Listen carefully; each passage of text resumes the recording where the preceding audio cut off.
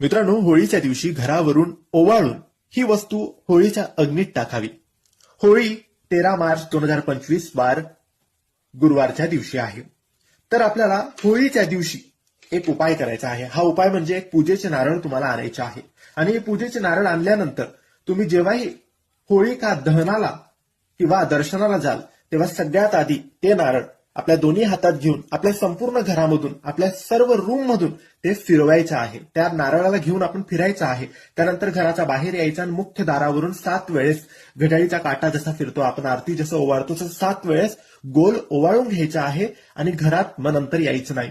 सरळ आपण बाहेर जिथं होळिका दहन होत आहे तिथे जाऊन तो नारळ होळिका दहनामध्ये टाकून द्यायचा आहे. याने घरावरची नजर, नकारात्मकता, वाईट शक्ती सगळं काही दूर होऊन जाईल. घराची नजर, घरातल्या लोकांची नजर सगळं काही दूर होईल आणि सुख समृद्धी घरात नांदेल. नक्की हा उपाय करा. श्री स्वामी समर्थ.